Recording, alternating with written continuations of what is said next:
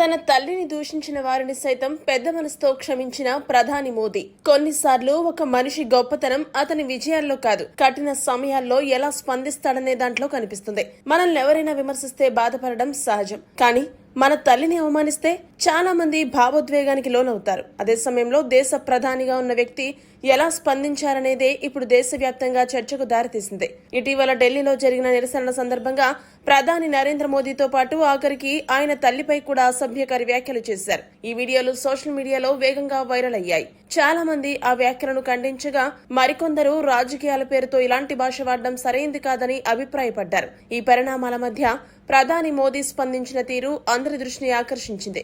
ఈ ఘటనపై మాట్లాడిన మోదీ, నన్నే కాదు నా తల్లిని దూషించారు. అది చాలా మందికి కల్చరల్ షాక్ గా అనిపించి ఉండొచ్చు, కానీ చిన్నతనంలో తప్పులు చేయడం సహజం. వారిని తప్పుపట్టడం కాదు, సరైన దారి చూపించాల్సిన బాధ్యత పెద్దలదే అని అన్నారు.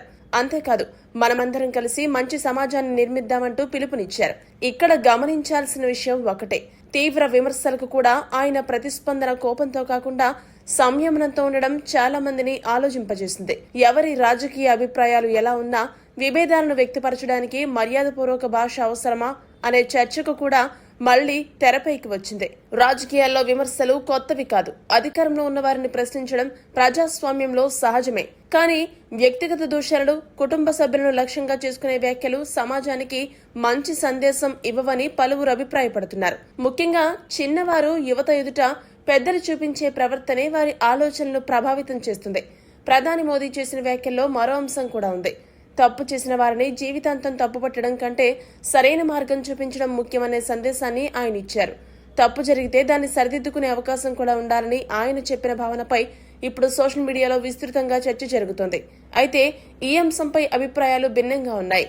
కొందరు ప్రధాని స్పందనను హుందాతనంగా అభివర్ణిస్తుంటే, మరికొందరు దీనిపై తమ తమ రాజకీయ కోణాల్లో స్పందిస్తున్నారు.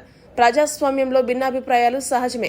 అయితే పరస్పర గౌరవం, మర్యాద, సంభాషణలో సంయమనం కూడా అంతే ముఖ్యమని చాలా మంది గుర్తు చేస్తున్నారు. చివరగా ఈ ఘటన మనందరికీ ఒక ప్రశ్నను వదిలి వెళుతుంది. విభేదాలు ఉండొచ్చు, విమర్శలు చేయొచ్చు, కానీ అవి వ్యక్తిగత దూషణలుగా మారితే సమాజానికి ఏం సందేశం వెళ్తుంది? మన భాష మన సంస్కారాన్ని ప్రతిబింబిస్తుందా, లేక మన ఆవేశాన్నే చూపిస్తుందా? ఈ ప్రశ్నకు సమాధానం మనలో ప్రతి ఒక్కరూ ఆలోచించాల్సిందే. రాజకీయ భేదాలున్న పరస్పర గౌరవం ప్రతి ఒక్కరూ పాటించాలని ప్రజలు కోరుకుంటున్నారు. ఈ అంశంపై మీ అభిప్రాయాన్ని కామెంట్ చేయండి.